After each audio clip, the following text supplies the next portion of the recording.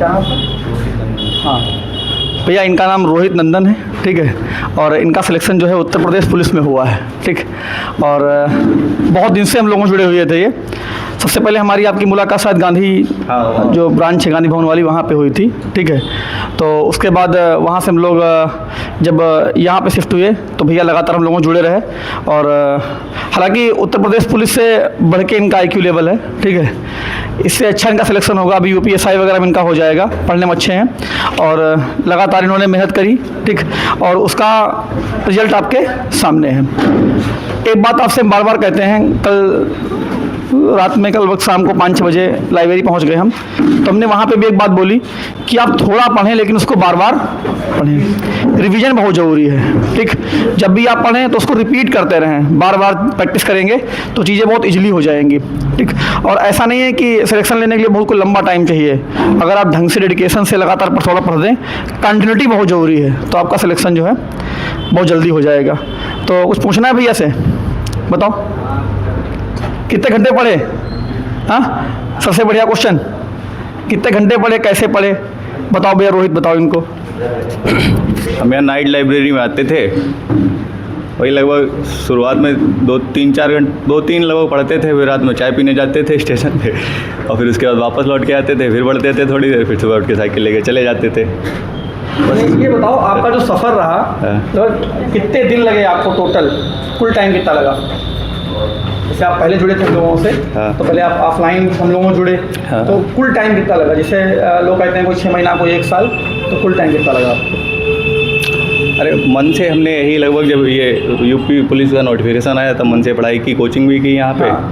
और बाकी पहले तो ऐसे ही चलता रहा, मतलब पढ़ते थे लाइब्रेरी में, बाकी ज़्यादा ध्यान नहीं दिया। लेकिन जब ये नोटिफिकेशन आया पुलिस वाला, पिछली बार जब पेपर कैंसिल हो गया था तब बढ़िया से लगभग 1-2 महीने पढ़े थे। उसके बाद फिर ये जब एग्ज़ाम दोबारा आ गया तब पढ़े।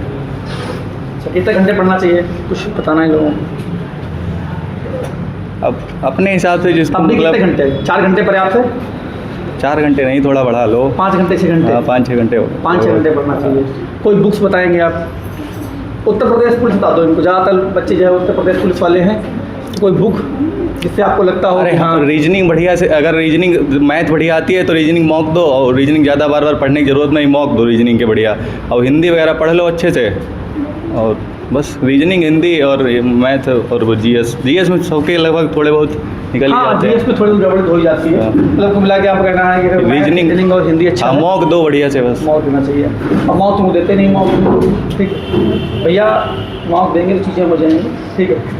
तो यार इनके लिए भैया ताली बता दो कम से कम, ठीक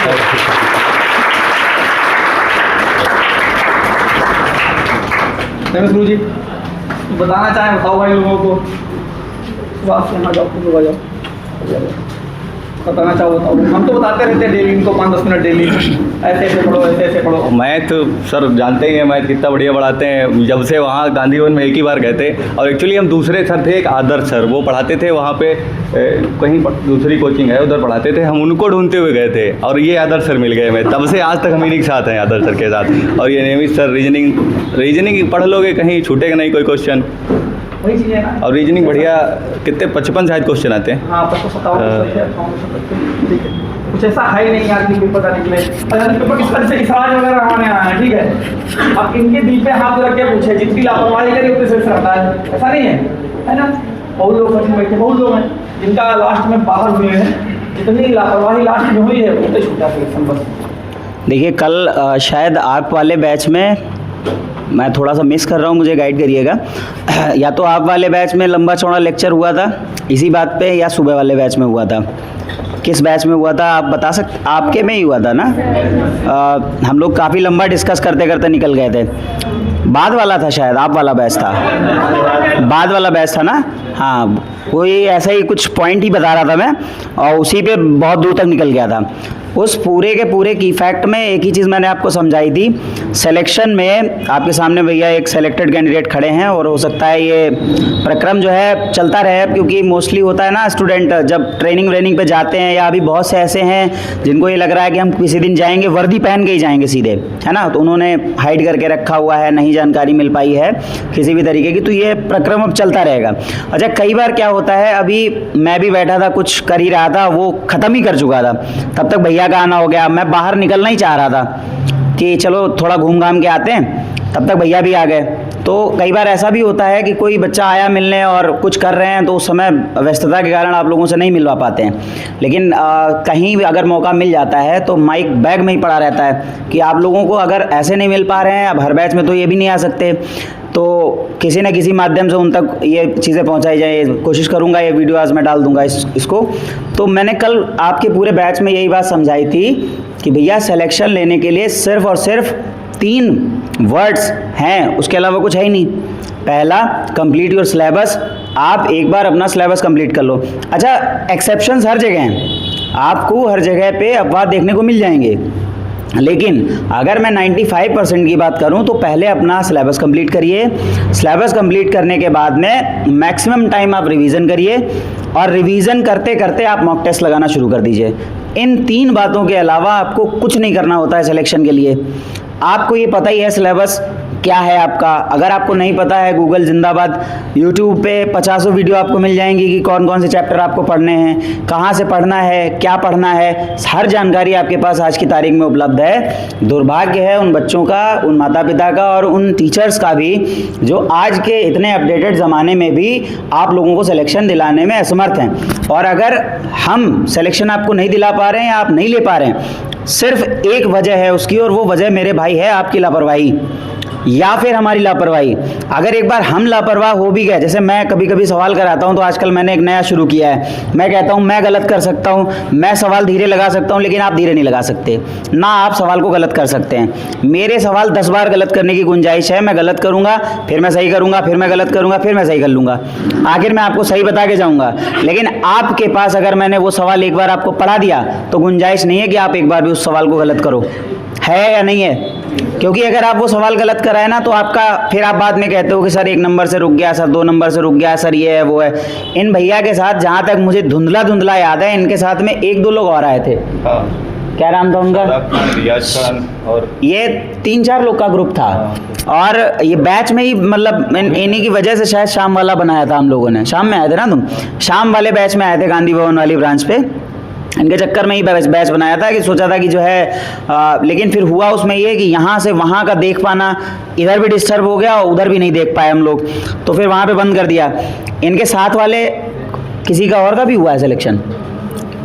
कारण ये है, मुझे जो सबसे बड़ी मेजर प्रॉब्लम लगी ना, गैप इतने ज़्यादा थे मेरे भाई कि ऐसा नहीं है। मेरे लाल, तुम्हारे नाम से मैं तुम्हें भले ही ना जान रहा हूँ, आप में से कईयों के जान रहे होंगे, बहुत से होंगे जिनके जो मेरे पास बहुत दिनों से पढ़ रहे हैं, मैं नाम नहीं बता पाऊंगा, प्रॉब्लम है, दिक्कत है, जो भी आप समझ लीजिए, लेकिन चेहरा एक एक का याद है। आप कभी भी कहीं भी मिलोगे, मुझे याद होगा आप इस बैच के हो और इस जगह पे पढ़े हुए हो। आप इस दिन आए थे, इतने लोगों के साथ आप आए थे, इंक्वायरी अगर मैंने आपको दे रखी है तो। ये भैया जिन लोगों के साथ आए थे, अच्छा इनका क्या था, इनके साथ में एक और भैया थे, ये 2 लोग तो थोड़ा बहुत कंटिन्यू रहते थे, ये ज़्यादा रहते थे, लेकिन इनके साथ के बाकी जो थे वो बहुत ज़्यादा दिन तक सरवाइव नहीं कर पाए। उसके बाद में वो कहाँ हैं, क्या हैं, ये जान सकते हैं, इनके दोस्त हैं, ज़्यादा बेहतर से उनके बारे में एक्सप्लेनेशन देंगे। लेकिन मुझे जो लगा, ये आज यहाँ खड़े हैं, 17 तारीख है, 16 तारीख है ना, 17 तारीख को ये ट्रेनिंग पे चले जाएंगे और आगे का इनका जीवन पूरी तरह से जो है अब एक स्मूथ वे में चलने वाला है। ये आप भी बना सकते हो, ऐसा नहीं है कि आपके साथ ये चीज़ें नहीं हो सकती, आप इस चीज़ को कर सकते हो। कल को आप यहाँ आकर के खड़े हो सकते हो। मैं क्लास में कई बार पढ़ाते समय आप लोगों से एक ही बात बोलता हूँ, मेरे भाई, यहाँ मेरे और आपके बीच में फ़र्क सिर्फ और सिर्फ एक कुर्सी का है। अगर एक और चेयर डाल दो ना, या थोड़ा उठ के चले आओ, तो 1 कदम का फर्क है, लेकिन ये 1 कदम तय करने में आपको दिन रात रोना पड़ सकता है, दिन रात जो है मेहनत करनी पड़ सकती है, तब जाकर के आप खड़े होंगे आकर के यहाँ पे। ये बहुत बड़ी बात है। कोई बच्चा सेलेक्ट होकर के यहाँ आता है और सबसे बड़ी बात हमारे लिए होती है कि हमारी मेहनत सार्थक हुई, किसी भी रूप में हुई हो, चाहे वो हमारी लाइब्रेरी का बच्चा हो, चाहे वो हमारी कोचिंग का बच्चा हो, चाहे कोई ऐसा बच्चा हो कहीं पढ़ रहा था, हमारे मार्गदर्शन से हो गया, या कहीं ना भी पढ़ रहा हो, हमारे पास हमसे नहीं भी जुड़ा हुआ है, उसका सिलेक्शन हो गया। बड़ी बात होती है अपने आप में, क्योंकि उसने एक उदाहरण प्रस्तुत किया। और हमें मेरे भाई सिर्फ और सिर्फ आवश्यकता होती है, ज़रूरत होती है कि हम सीखें, हम एक्सक्यूजेस ना दें। ये बंदा भी यहाँ खड़ा होकर के ये एक्सक्यूज दे सकता था कि मेरा 1 नंबर से रह गया। यहाँ बहुत से ऐसे बच्चे बैठे हैं क्लास में जो बेचारे इस बार 1 नंबर 2 नंबर से रह गए, फाइनल लिस्ट में नहीं आए। उम्मीद थी उनको कि जाएंगे नहीं जाएंगे, लेकिन कहीं ना कहीं आप इस बात पे भी तो ध्यान दो कि अगर कुछ कमी ना रह गई होती तो फिर ना ये यहाँ खड़े होते और ना आप वहाँ बैठे होते। तो उस कमी को दूर करने का प्रयास करना है और अंधे होकर के पढ़ेंगे आप। जब आपको केवल पढ़ाई के अलावा कुछ और दिखाई नहीं देगा तभी आप सिलेक्शन ले पाएंगे। सिर्फ और सिर्फ एक ही शर्त पे सिलेक्शन मिलता है, जब आप अंधे बहरे होकर के पढ़ाई करते हैं। टाइम पास मत करो मेरे भाई, या तो पढ़ो या छोड़ दो। ये वो युद्ध है, पहले आपने देखा होगा पुराने ज़माने में जब अकबर लड़ा करते थे, जहांगीर लड़ा करते थे, तो युद्ध के मैदान में ऐसा नहीं होता था कि एक तलवार चला दी फिर थोड़ी देर ऐसे करके सहता लिए। आप वही तो करते हो मेरे भाई, फिर तुम कहते हो कि हम हार गए। भाई बेटा गर्दन कलम कर दी जाएगी तुम्हारी। जितनी देर तुमने तलवार नीचे करके और ऐसे टिका दी, ठीक है, उसका एक समय होता था। युद्ध क्या 24 घंटे चलता था बताइए? एक समय होता था कि सुबह 9 बजे से शुरू होगा, शाम को 6 बजे सूर्यास्त तक होगा। महाभारत जैसे बड़े युद्ध हो गए, उसका भी समय निर्धारित था। लेकिन उस समय के बीच में क्या कोई तलवार टेक सकता था अपनी? क्या कोई कह सकता था I need a short break? लेकिन आप क्यों ले लेते हो ब्रेक? आप कोचिंग आते हो, मैं देखता हूं 4 बार बाथरूम जाते हो, 30 बार आप पानी पीने जाते हो, हैं? वहां लड़ाइयां होती थी भाई। आप दिमाग पे जोर डालो, आप तो इतिहास पढ़ते हो ना, हमसे ज्यादा आपने इतिहास पढ़ रखा होगा, हमसे अच्छा आपने इतिहास पढ़ रखा होगा।